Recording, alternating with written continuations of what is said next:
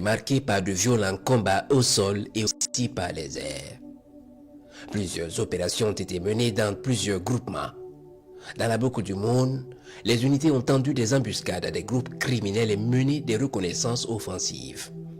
Le 3 mai, dans la zone de Nounan, les forces combattantes ont embusqué un groupe criminel à Tissé, neutralisant certains et récupérant du matériel logistique. Le 5 mai, les unités du BIR 21 ont embusqué des guetteurs ennemis et les ont neutralisés dans la zone de Titao. Dans la zone de Tougan, ce même jour, une reconnaissance offensive de nos forces a permis de prendre contact avec un groupe de criminels. Plusieurs ont été neutralisés et du matériel récupéré. Le 6 mai, dans la zone du Sahel, des criminels sont venus s'en prendre à des orpailleurs sur leur site. Ces derniers les ont affrontés à main nue, les ont neutralisés et récupéré les armes avant que les forces combattantes n'arrivent sur les lieux pour sécuriser. Les 8 et 10 mai, dans la zone de Djibasso, plusieurs reconnaissances offensives ont permis de neutraliser des criminels et récupérer du matériel. Le 13 mai, les unités du 25e BIR en reconnaissance offensive dans la zone de Pama ont pris contact avec l'ennemi et neutralisé plusieurs criminels en récupérant quelques équipements logistiques. Hier, 15 mai, les hommes du 20e BIR ont tendu une embuscade à une équipe de guetteurs ennemis, les neutralisant et récupérant du matériel. Par les airs, plusieurs opérations d'appui aux unités ont été menées, ainsi que des opérations sur renseignement. Ce 29 avril, pendant que le convoi Futuri-Gaïri progresse, des criminels sont observés sur des hauteurs en train de harceler le convoi par des tirs d'obus. Ils sont observés par les combattants du ciel. Ils sont verrouillés et frappés efficacement.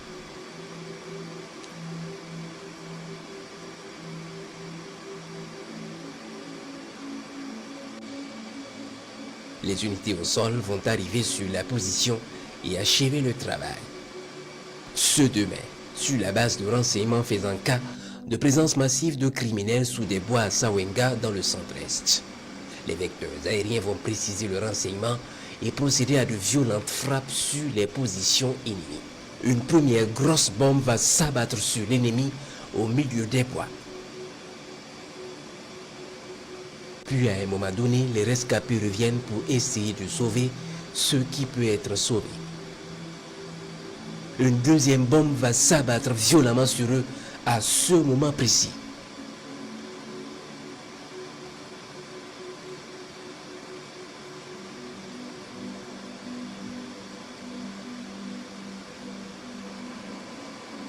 Ils brûlent avec leurs moyens.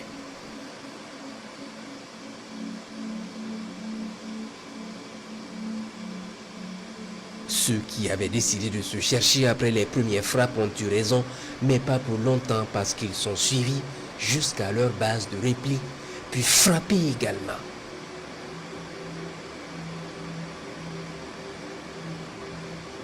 Ce 2 mai, toujours. La surveillance dans la zone de Boulsa va permettre de repérer une colonne de criminels évoluant rapidement vers une zone boisée. Ils sont suivis jusqu'à ce qu'ils se retrouvent sous un grand arbre où d'autres criminels les attendaient. Une fois la jonction effectuée, un missile va s'inviter à la préparation de l'attaque éventuelle.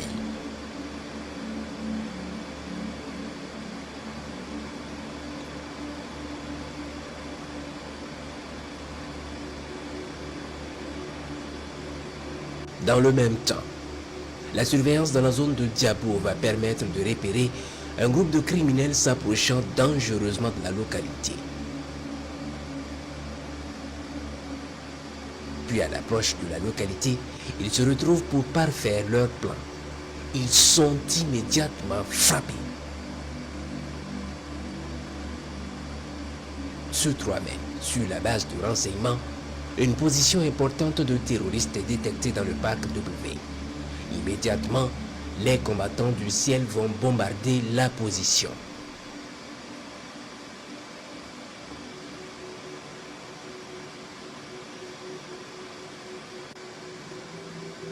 Les rescapés se constituent en petits groupes pour fuir la zone en allant plus au sud et se retrouvent dans un poste forestier abandonné.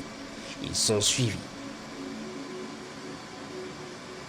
Ils vont y être frappés efficacement et vont brûler avec leur matériel.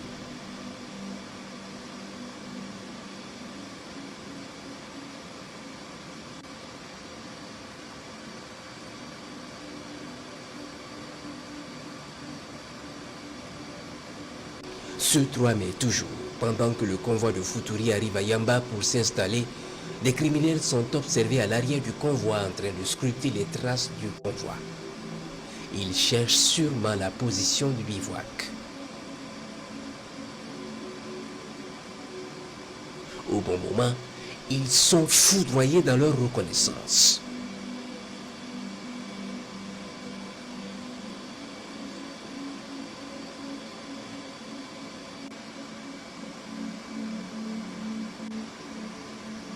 Le lendemain matin, les cadavres sont observés depuis le ciel. Ce 6 mai, des criminels sont observés à quelques kilomètres du village de Nagaré à l'est. Ils y sont immédiatement frappés.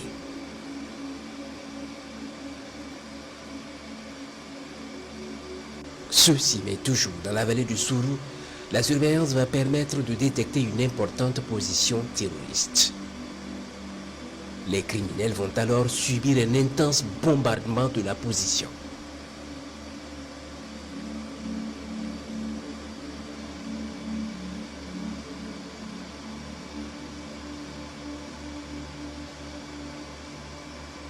Ils brûlent avec leur matériel. Il est 5h30 environ ce 8 mai, lorsque les vecteurs aériens sont alertés d'un dense combat entre VDP de Kouri et les criminels dans la zone de Bogandé. Les VDP tiennent vaillamment leur position et les criminels décident de fuir. Les vecteurs arrivent et prennent les criminels en chasse avec quelques frappes sur la colonne.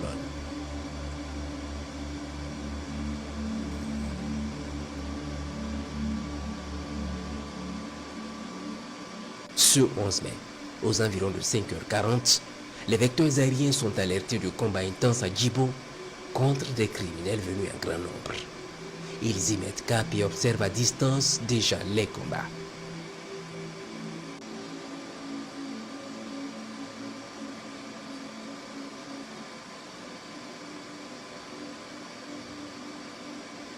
Le premier vecteur arrive et trouve les criminels à l'assaut de la base.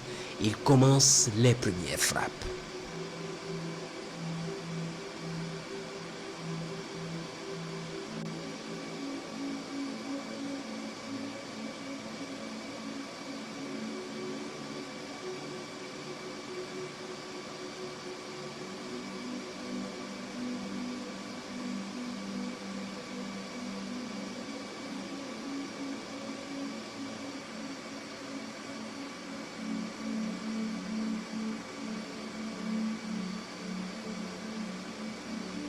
Mais ce n'est pas suffisant. Les criminels sont arrivés par centaines, voire des milliers et sont partout autour de la base. D'autres vecteurs sont appelés immédiatement en renfort. Pendant ce temps, on peut observer les criminels se soustraire avec un véhicule blindé dérobé qui est suivi minutieusement. Il l'amène jusqu'à Nassumbu et le camoufle. Plusieurs vecteurs vont alors arriver sur le champ de bataille et une véritable bataille aérienne va s'engager.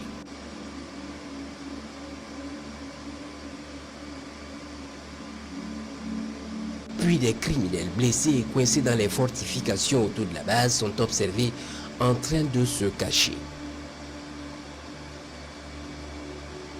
Ils sont immédiatement frappés.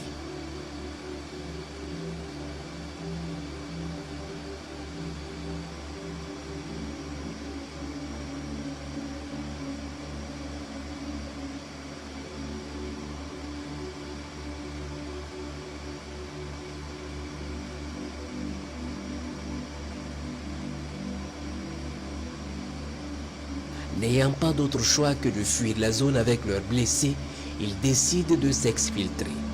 Ils sont suivis pour les embusquer.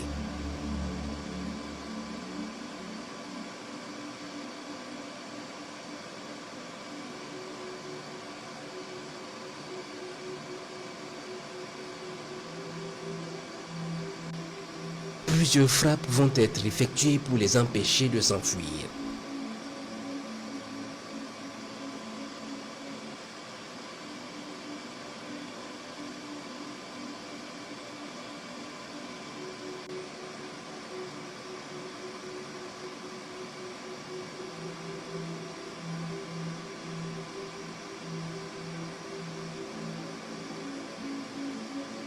Ils rebroussent chemin, traversent la ville pour s'exfiltrer par la zone du barrage. Une embuscade aérienne leur est tendue sur cet itinéraire également. Un puissant missile est largué sur eux dans la zone.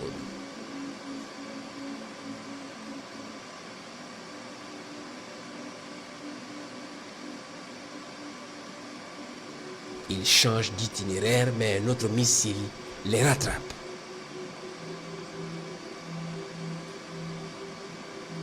Puis à un moment donné, les combattants du ciel décident de les observer rejoindre leur base pour la suite du combat sur place.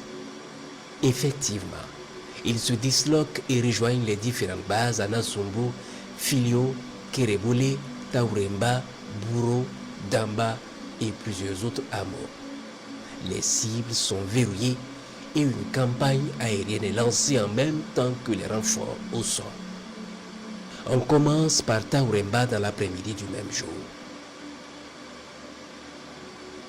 Puis Filio où plusieurs bombes étaient nécessaires vu l'effectif qui y est revenu.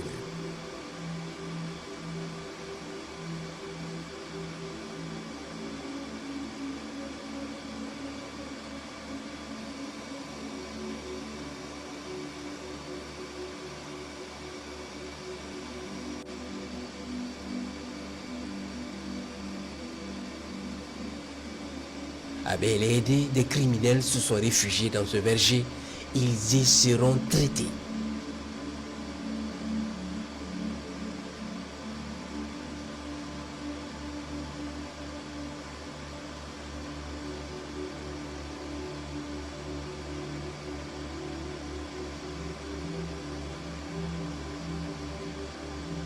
À Kerebule, les positions sont immédiatement verrouillées également et frappées.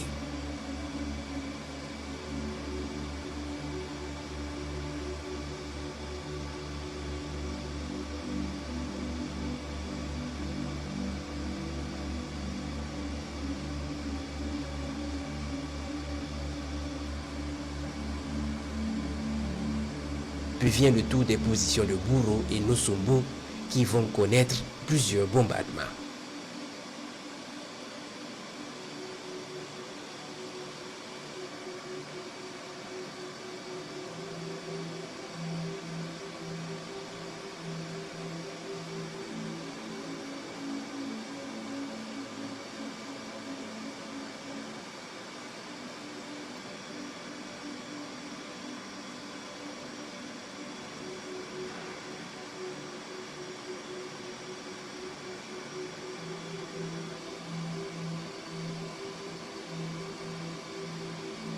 Puis après observation de ces frappes, il est encore détecté des criminels qui ont bougé de la logistique et se réorganisé dans la zone de Nasumbu.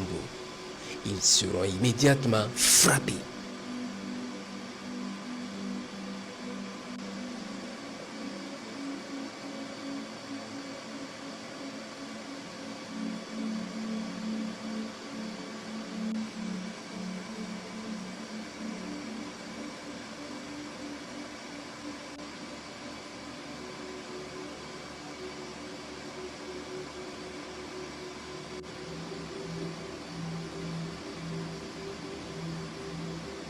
Ce 15 mai, certaines positions identifiées dans la zone vont faire l'objet de frappes.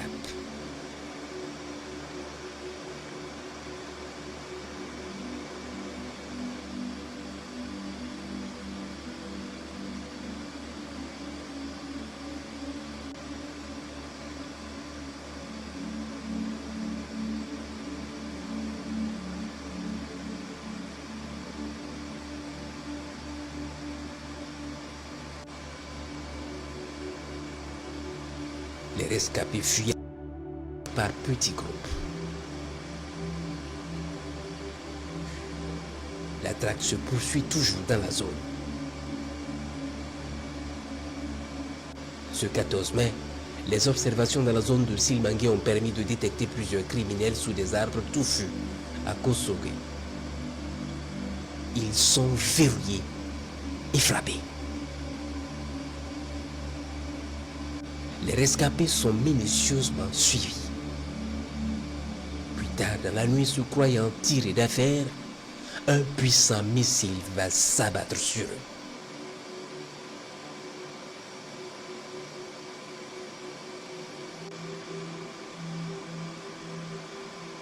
Les hommes de 9e BIR en manœuvre dans la zone vont se déployer pour achever le travail.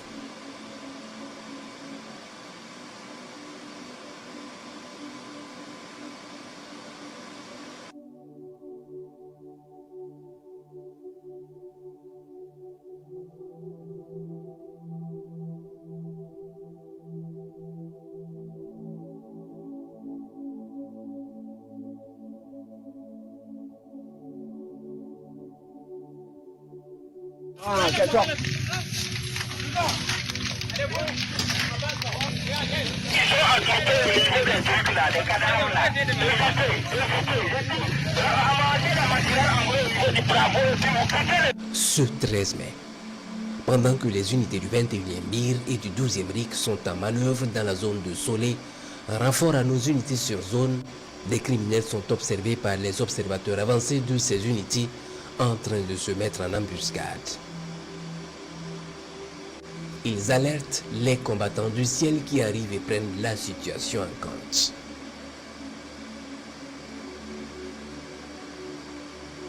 On peut voir un des chefs criminels en train de faire la ronde pour bien positionner ses équipes sous les arbustes le long de l'itinéraire des unités.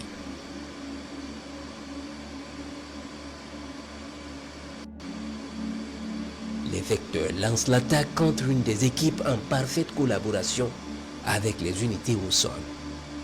Puis le chef d'élément qui coordonnait est suivi jusqu'à la base terroriste où il va chercher du renfort.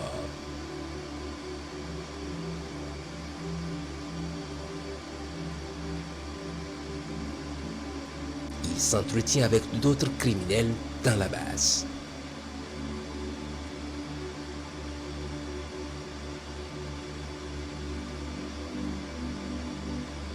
Puis au moment de bouger, ils sont foudroyés.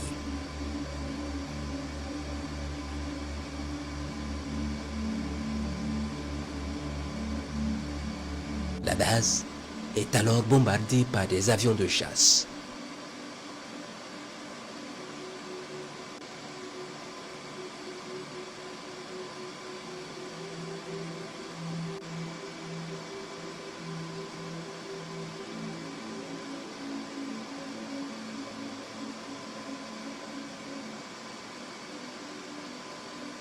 Ce 13 mai toujours, les criminels vont connaître la furie des combattants du ciel à l'ouest. En effet, sur la base de renseignements d'attaque imminente contre les localités et les positions amies dans la zone de Banfoura jusqu'à la frontière ivoirienne par des criminels installés en grand nombre ces 2 jours dans la forêt de Dida à la frontière ivoirienne, les unités du 2e groupement d'intervention rapide ont lancé l'opération Tourbillon R3. Les unités sont appuyées par les vecteurs aériens en surveillance dans la zone. Après détection, un petit missile est envoyé pour engager les hostilités. Les combattants du ciel se rendent très vite compte qu'il s'agit d'une importante base. Ils vont donc se renforcer pour la bataille.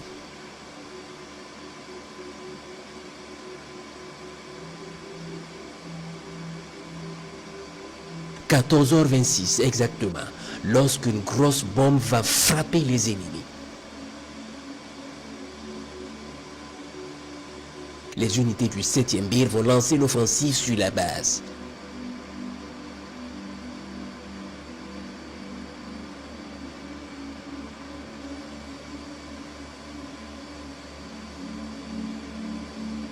Puis à un moment donné, les combats éclatent à l'avant et un renfort ennemi progresse dans la zone.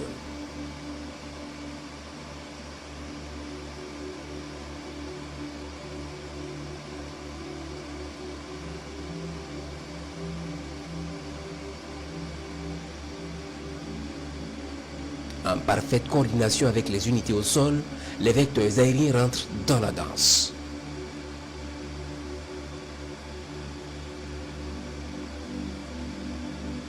Les criminels prennent la fuite pour se cacher sous un arbre. Ils sont frappés efficacement.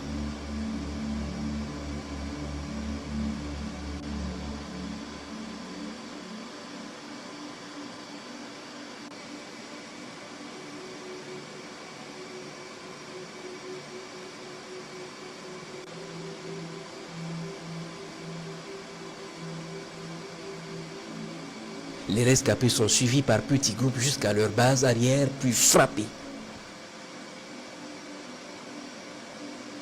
Ils fuient s'engouffrer dans des touffes à proximité des bâtiments. Ils sont bombardés.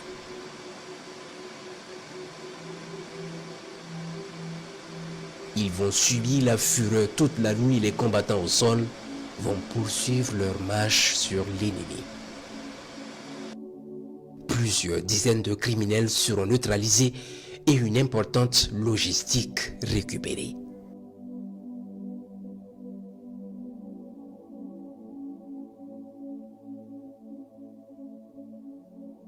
Les opérations se poursuivent.